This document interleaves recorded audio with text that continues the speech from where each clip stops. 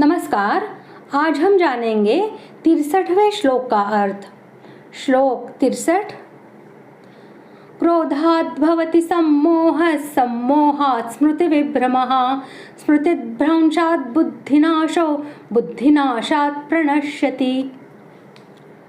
श्लोक का अर्थ। क्रोध से अत्यंत मूढ़ भाव उत्पन्न हो जाता है। मूढ़ भाव से स्मृति में भ्रम हो जाता है। स्मृति में भ्रम हो जाने से बुद्धि अर्थात ज्ञान शक्ति का नाश हो जाता है और बुद्धि का नाश हो जाने से यह पुरुष अपनी स्थिति से गिर जाता है। जिस समय मनुष्य के अंतःकरण में क्रोध की वृत्ति जागृत होती है, उस समय उसके अंतःकरण में विवेक शक्ति का अत्यंत अभाव हो जाता है। वह कुछ भी आगा पीछा नहीं सोच सकता। क्रोध के वश में होकर जिस कार्य में प्रवृत्त होता है, उसके परिणाम का उसको कुछ भी ख्याल नहीं रहता। यही क्रोध से उत्पन्न सम्मोह का अर्थात अत्यंत मूढ़ भाव का स्वरूप है। क्रोध से सम्मोह होता है अर्थात मूढ़ता छा जाती है। वास्तव में देखा जाए तो काम, क्रोध, लोभ और ममता इन चारों से ही सम्मोह होता है। जैसे काम से जो सम्मोह होता है, उसमें विवेक शक्ति ढक जाने से मनुष्य काम के वशीभूत होकर न करने लायक कार्य भी कर बैठता है। क्रोध से जो सम्मोह होता है, उसमें मनुष्य अपने मित्रों तथा पूज्यजनों को भी उल्टी सीधी बातें कह बैठता है और न करने लायक बर्ताव भी कर बैठता है। लोभ से जो सम्मोह होता है, उसमें मनुष्य को सत्य असत्य, धर्म अधर्म आदि का विचार नहीं रहता और वह कपट करके लोगों को ठग लेता है। ममता से जो सम्मोह होता है, उसमें समभाव नहीं रहता, प्रत्युत पक्षपात पैदा हो जाता है। अगर काम, क्रोध, लोभ और ममता इन चारों से ही सम्मोह होता है, तो फिर भगवान ने यहाँ केवल क्रोध का ही नाम क्यों लिया?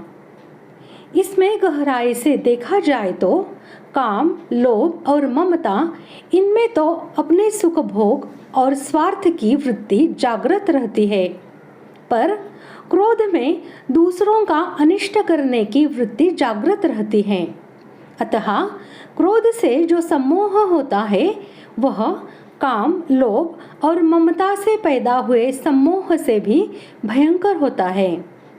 इस दृष्टि से भगवान ने यहाँ केवल क्रोध से ही सम्मोह होना बताया है। जब क्रोध के कारण मनुष्य के अंतःकरण में मूढ़ भाव बढ़ जाता है, तब उसकी स्मरण शक्ति भ्रमित हो जाती है। उसे यह ध्यान नहीं रहता कि किस मनुष्य के साथ मेरा क्या संबंध है, मुझे क्या करना चाहिए, क्या न करना चाहिए, मैंने अमुक कार्य किस प्रकार करने का निश्चय किया था और अब क्या कर रहा हूँ। इसलिए पहले सोची विचारी हुई बातों को वह काम में नहीं ला सकता। उसकी स्मृति छिन्न भिन्न हो जाती है। यही सम्मोह से उत्पन्न हुए स्मृति विभ्रम का स्वरूप है।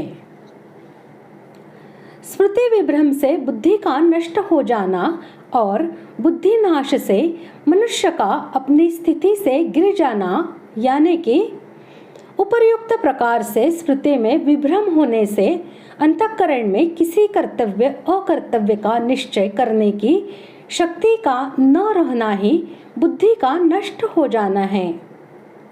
ऐसा होने से मनुष्य अपने कर्तव्य का त्याग कर अकर्तव्य में प्रवृत्त हो जाता है।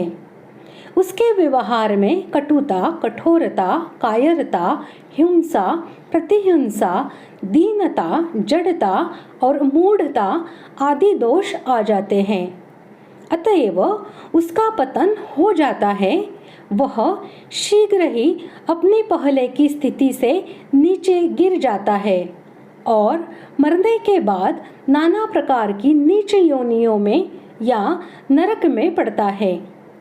यही बुद्धिनाश से उसका अपनी स्थिति से गिर जाना है। इस प्रकार आज हमने 63वें श्लोक का अर्थ जान लिया है। अगले भाग में जानते हैं 64वें श्लोक का अर्थ। धन्यवाद।